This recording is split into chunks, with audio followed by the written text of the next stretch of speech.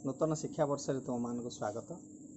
पिला माने ओडिया साहित्य रे त्रिवेणी संगम घटीला 19 शताब्दी मध्य भाग में। से ही पवित्र त्रिवेणी एक स्वच्छधार थिले भक्त कवि मधुसूदन राव। से स्वभाव कवि गंगाधर मेहर और कविवर राधानाथ राय सहित मिसी ओडिया साहित्य को रुद्धिमंत करथिले। बाल्यकालरू भक्त कवि मधुसूदन राव थिले सत्यानुसंधानी और धर्मानुरागी। पुरी जिला स्कूल रे कविवर राधानाथ राय शिष्य भाव से तांकठारु शिक्षा ग्रहण करथिले। निज गुरुंक ठारु प्रेरणा पाई उच्च शिक्षा पर शिक्षकता वृत्ति को आपणे नैथिले। पर पर डेप्यूटी इन्स्पेक्टर एवं क्रमे इन्स्पेक्टर भाव में काम करी कर्ममय जीवन अवसर नैथिले। से ब्राह्म धर्म रे दीक्षित होइथिले मध्य अन्यान्य धर्म प्रति तांकर आदर रहिथिला। कविता और प्रबंध क्षेत्र रे से नूतन अध्याय सृष्टि करथिले। भक्त कवि मधुसूदन रावकर लेखागुड़िकरे साहित्य सहित आध्यात्मिकतार अपूर्व समन्वय देखा मिलता है। तांक रचित ओडिया मधु वर्णबोध तांक लेखनीर एक माइल खुंट कहले अत्युक्ति हेब नहीं। कविता पुस्तक गुड़िक मध्य बसंत गाथा, कविता कल्लोल, कुसुमांजलि आदि उल्लेखयोग्य। जड़े दार्शनिक जातीयतावादी संस्कारवादी कवि भाव में से परिचित। तांक रचित उत्कल वंदना से कविताटी रे कवि आम मानकु स्वदेश प्रीति स्वदेश प्रेमर वार्ता देई अछंती। तेबे आस आमे आज तांकर से कविताटी को आलोचना करिबा। कवितार शीर्षक उत्कल वंदना, कवि मधुसूदन राव। पिला माने तुमर बही बाहर करी तुमे से विषयटी को देख। वर्तमान कविताटी को आमे पठन करिबा। तुमे माने तुमर बही देख। जय मा जन्मभूमि उदार उत्कल भूमि, तोरा स्नेह कोले मागो जन्म आंभर। कोटि सुत घेनी कोले पाळु अछु स्नेह भोले, तू ही मा करुणामयी करी आदर। तो बक्षर अमृत रस सुखी करुछु मा कोटि कोटि मानस। पिला माने एथिरे जो नूतन शब्द गुड़िक अच्छी प्रथम तार अर्थ आम जाणीनवा। से शब्दर अर्थ लिखा। उदार,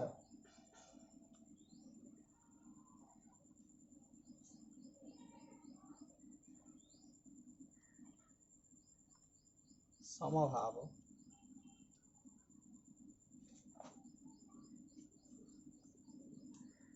संकीर्णता रहित,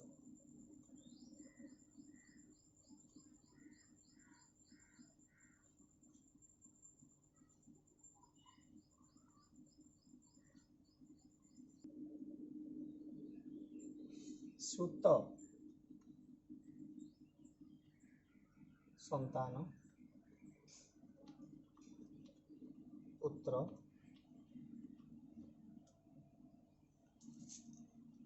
मानस चित्त मन।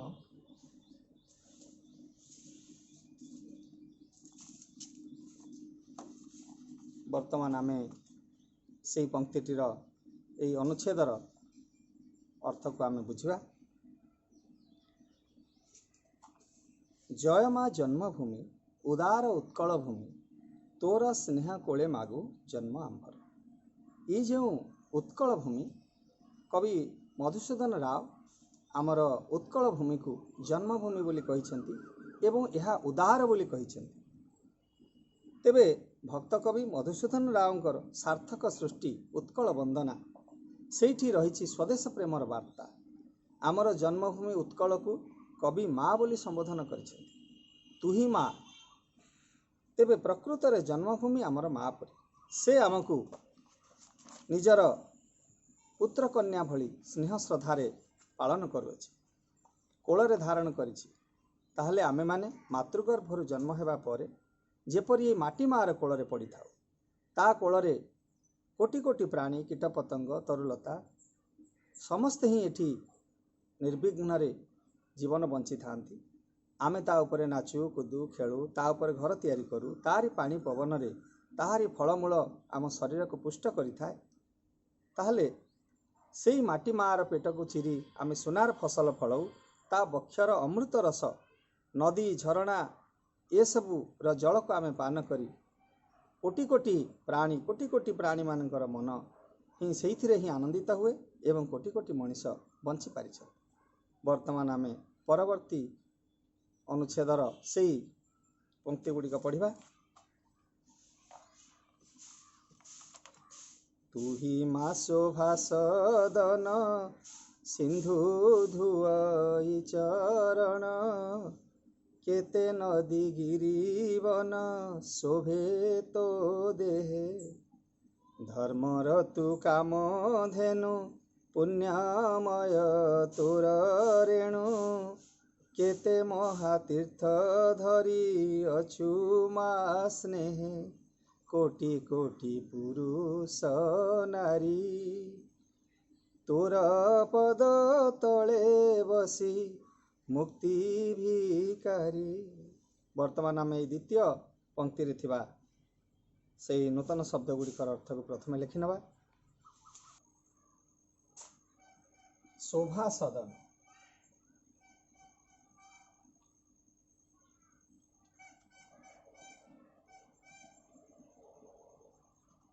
ସୌନ୍ଦର୍ଯ୍ୟର ଗୃହ।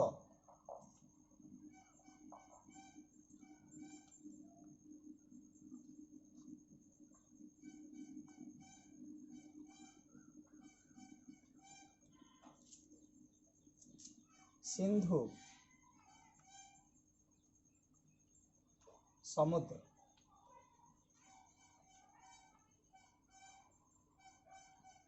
ଗିରି,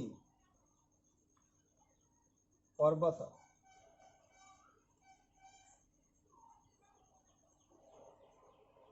ଶୋଭେ,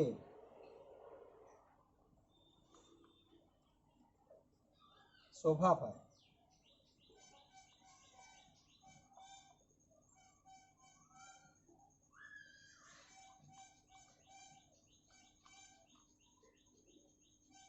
ରେଣୁ, ଧୂଳି।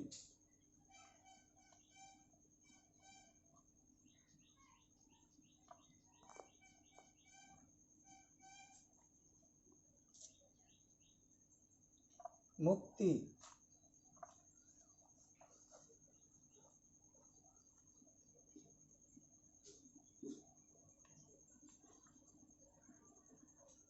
ମୋକ୍ଷ।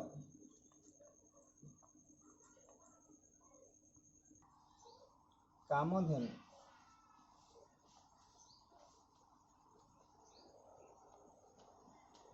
ପୁରାଣ ବର୍ଣ୍ଣିତ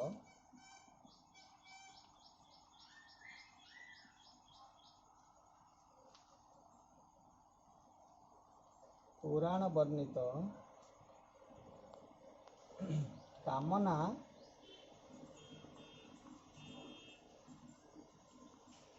ପୂରଣ କରୁଥିବା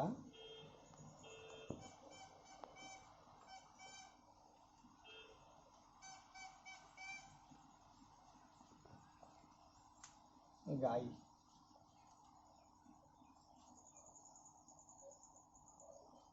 ମହାତୀର୍ଥ,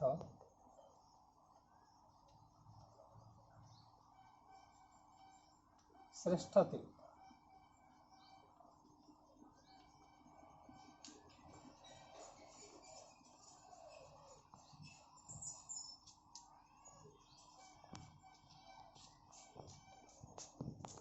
ପିଲାମାନେ ବର୍ତ୍ତମାନ ଆମେ ସେହି ପଂକ୍ତିକୁ ଆଲୋଚନା କରିବା। ତୁହି ମା ଶୋଭା ସଦନ, ସିନ୍ଧୁ ଧୁଆଇ ଚରଣ, କେତେ ନଦୀ ଗିରିବନ, ଶୋଭେ ତୋ ଦେହେ। ଏଇ ଉତ୍କଳ ଭୂମି, ଆମର ଜନ୍ମଭୂମି, ଇଏ ହେଉଛି ସୌନ୍ଦର୍ଯ୍ୟର ଗୃହ। ତାହେଲେ ସମୁଦ୍ର ଯାହାର କି ପାଦକୁ ଧୋଇଦିଏ, କେତେ ଗିରି ନଦୀ ବନ ଶୋଭେ ତା ଦେହେ। ଏଠାରେ ଅନେକ ପାହାଡ଼ ପର୍ବତ ତାରି ଦେହରେ ହିଁ ଶୋଭା ପାଇଥାନ୍ତି। तेबे एई जे उत्कल भूमि आमर जन्मभूमि ताहा सर्वदा आमको से नूतनत्वर प्रेरणा दे था। तेबे आम जन्मभूमि सौंदर्यर गंताघर ता देहरे केते पहाड़ पर्वत नदी झरणा बण जंगल ए सब भरी रही। समुद्र तार पाद धोई देउछि। धर्मर से कामधेनु सबु धर्मर सबु जातिर सबु वर्णर लोक सबु संप्रदायर लोक ता उपरे जुग जुग धरी निर्द्वंद्वरे बसवास करि आसुछन्ति। ताहार धूलिमाटी ही पवित्र। एई उत्कल भूमिर जन्म माटीर सेई धूଳି ही आम पाई पवित्र रेणु। तेबे कारण सेई भूमि उपरे ही अनेक तीर्थ श्रेष्ठ तीर्थमान प्रतिष्ठित होइछि। तार धूलिमाटी भितरे सेई मंदिर भितरे आमे देवतांक मध्य दर्शन करू। अनेक देवादेवी एई माटी देहरे पूजा पाउछन्ति। केते नर नारी मुक्ति पाइबा पाई उपासना करुछन्ति। सेमाने कौनसी पहाड़ पर्वतर गुंफारे किंबा समुद्र कूଳରେ बसी ध्यानस्थ होई सेई प्रकृतिर उपासना करी ईश्वर को सर्वदा व्याकुलतार सहित प्रार्थना करुछन्ति, जहाँ ही सेमानकर मुक्ति बा मोक्षर कारण होई पारे। वर्तमान आमे परवर्ती पंक्ति को देखिबा।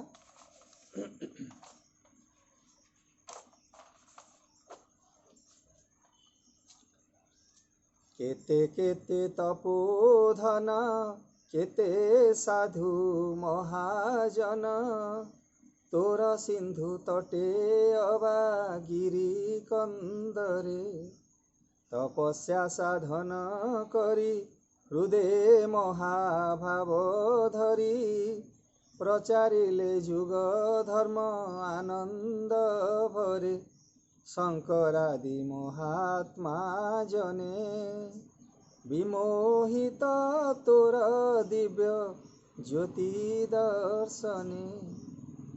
पिला माने एथिरे जे नूतन शब्द अछि प्रथमे तार अर्थ लिखि नबा। तपोधन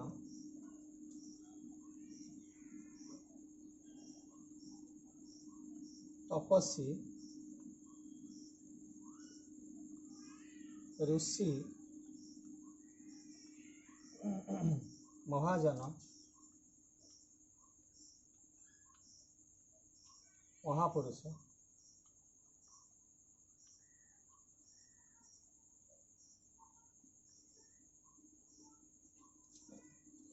तटे कूଳରେ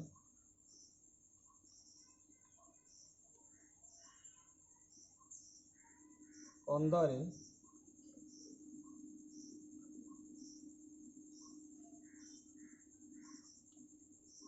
गुंफारे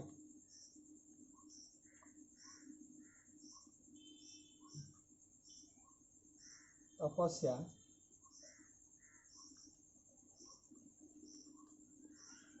व्रत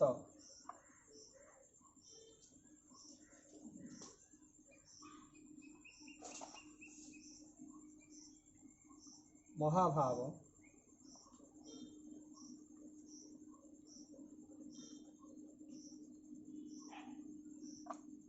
प्रेमर चरम अवस्था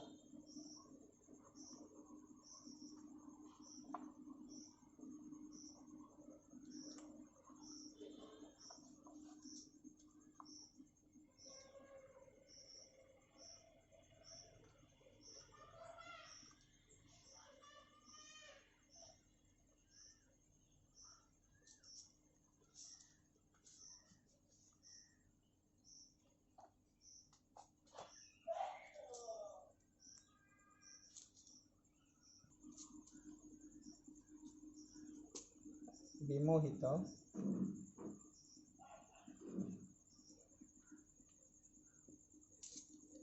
आनंदित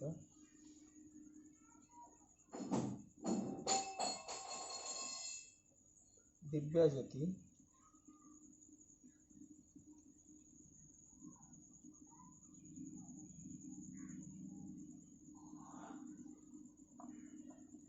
स्वर्गीय दीप्ति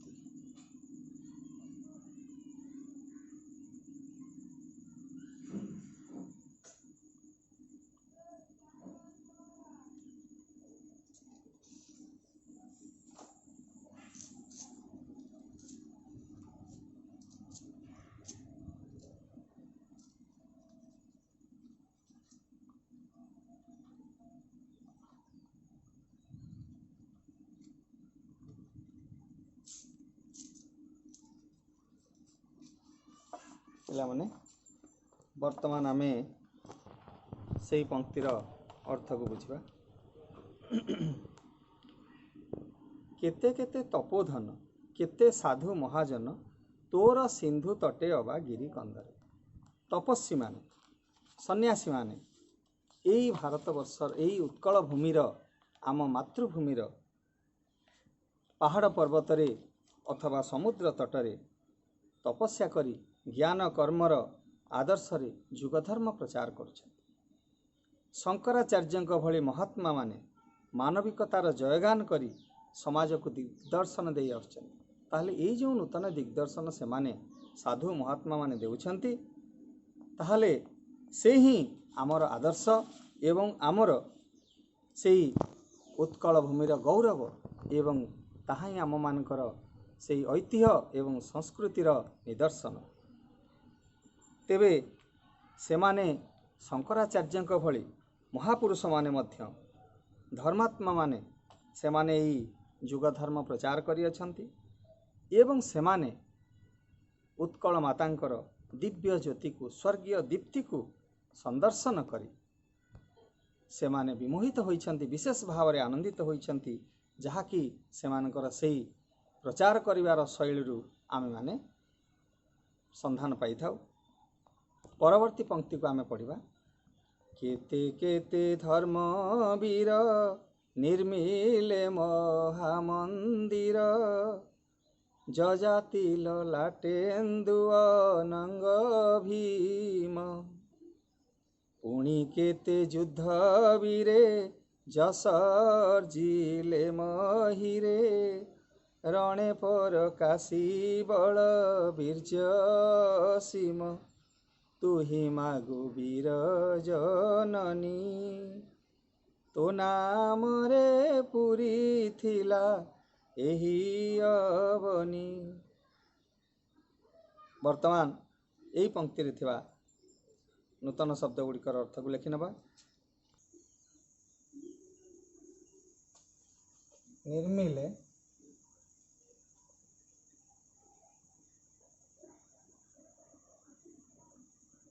ନିର୍ମାଣ କଲେ,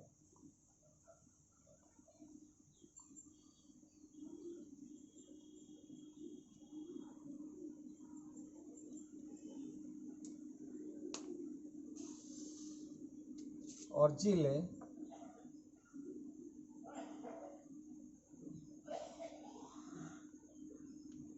ଅର୍ଜନ କଲେ,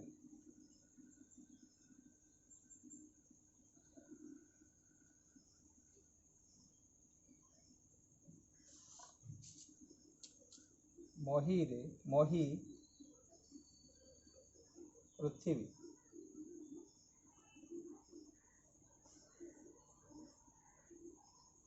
ଅସୀମ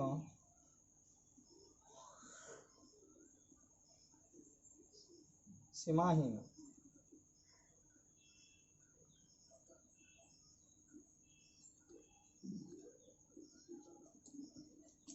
ଅବନୀ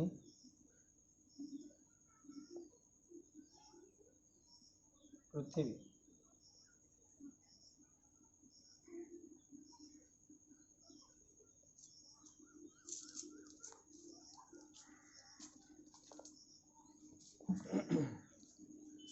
ବର୍ତ୍ତମାନ ଆମେ ସେଇ ପଂକ୍ତିର ଅର୍ଥକୁ ବୁଝିବା।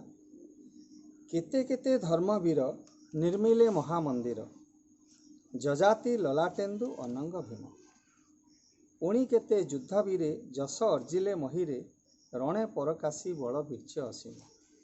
ପିଲାମାନେ ଆମରି ଜନ୍ମଭୂମିରେ, ତାହେଲେ ଆମରି ଏଇ ଜନ୍ମଭୂମିରେ ଆମର ସେଇ ଅତୀତ ଗୌରବର କଥା ଆମେ ହିଁ ଦେଖିବାକୁ ପାଇଥାଉ। ଅନେକ ଧର୍ମବୀରମାନେ, ଅନେକ ଯୋଦ୍ଧାମାନେ ଯେଉଁମାନେ କି ନିଜର ଗୌରବକୁ ନିଜର ବୀରତ୍ୱକୁ ଦେଶ ବିଦେଶରେ ମଧ୍ୟ ଖେଳେଇ ଦେଇଥିଲେ। କେତେ ଧର୍ମାତ୍ମା ସେମାନେ ମାଟି ମା କୋଳରେ ମନ୍ଦିରମାନ କୀର୍ତ୍ତିମାନ ଗଠନ କରିଯାଇଛନ୍ତି। ଯୁଦ୍ଧରେ ସେମାନେ ବିଭିନ୍ନ ରାଜ୍ୟକୁ ଜୟ କରିଛନ୍ତି। ଏ ମାତୃଭୂମିର ଗୌରବକୁ ସେ ବୃଦ୍ଧିପ୍ରାପ୍ତ କରିଛନ୍ତି। ଯଜାତି କେଶରୀ ଲଲାଟେନ୍ଦୁ କେଶରୀ ସେଇଭଳି ଭାବରେ ଅନଙ୍ଗ ଭୀମଦେବ ଏ ସମସ୍ତ ବୀରମାନଙ୍କର ସେଇ ବୀରତ୍ୱ एवं से वीरत्वर गाथा एवं मध्य आमको गंगा ठारू गोदावरी पर्यंत आमको सुनिबा को मिले एवं ताहार कीर्ति मध्य आमको इतिहास प्रमाण दिए। तेबे एभली भावरे उत्कलर वीर माने अनेक मंदिर निर्माण करिसेंती, देवादेवी मानकर पूजा अर्चना पाई मध्य तांकर आस्थान प्रतिष्ठा करिसेंती। केते सुरवीर जन्म होई शत्रु सहित लड़ाई करी मातृभूमिर सम्मान रखि जाइछन। ताहले ओडिया माटीर पाइक पुअर वीरत्व आगरे महाबली शत्रु माने मध्य मुंड नुआइछंती एवं से उत्कलर वीरत्व को सेमाने हृदयंगम करिछंती। वीर प्रसविनी एही उत्कल माता, एही आमर जन्मभूमि, एही आमर मातृभूमि। तेबे वर्तमान आमे परवर्ती पंक्ति को अध्ययन करिबा।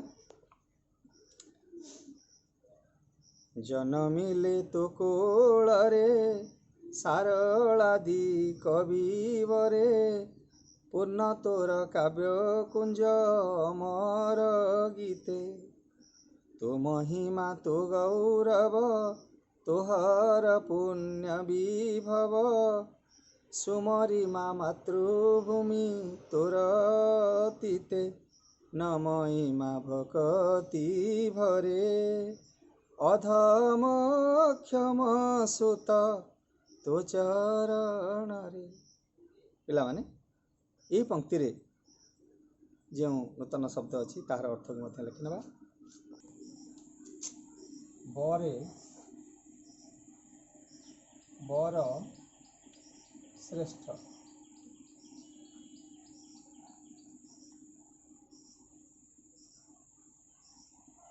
महिमा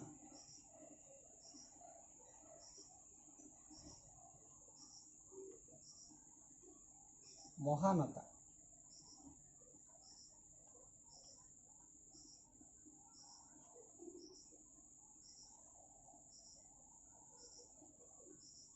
विभव,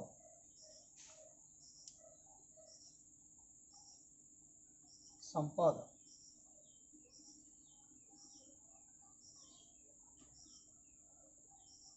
सुमरी,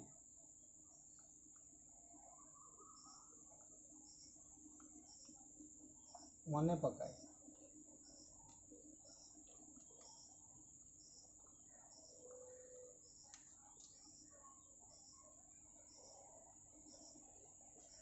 अधम,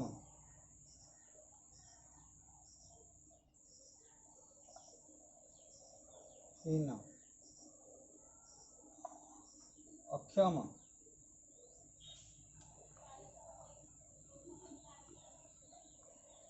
दुर्बल,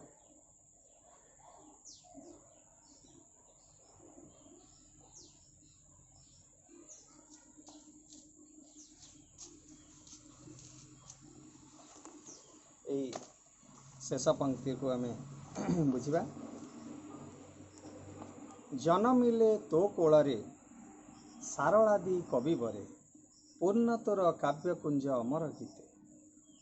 ताहले यही उत्कल भूमि आमरी उत्कल भूमिर कोଳରେ भक्त कवि सारला दास भली अनेक कवि जन्मग्रहण करिसेंती एवं सेमानकर लेखनी मुनरे से सृष्टि करिसेंती अनेक काव्य कविता एवं से काव्य कवितार कोणार्क जहाँ आज मध्य उज्जवल हो रही।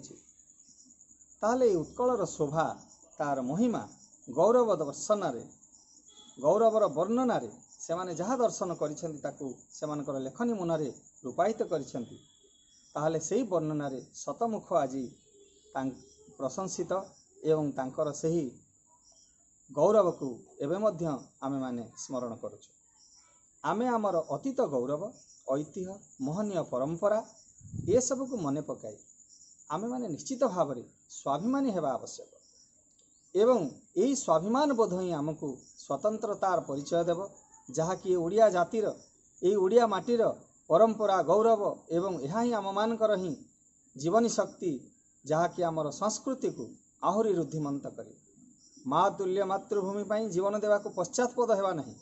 जननी जन्मभूमिश्च स्वर्गादपि गरियसी यही मंत्र आम मैंने दीक्षित हवा एवं निजर जीवन को तारी सेवारे आम मैंने उत्सर्ग करवा यह ही कविंकर यही कविता रचना करिवार तात्पर्य एवं उद्देश्य। तेणु आमे माने कविताटी को तो बुझिले पुनर्बार पिला माने तुमे ताको पठन करिनेब एवं एई कविताटीर जो सब प्रश्न उत्तर लिखा मु परवर्ती समय देवी ताको तुम मानकर उत्तर खाता लिखिब। विद्यालय खोलिले आमे से गुड़िक संशोधन करिबा। धन्यवाद।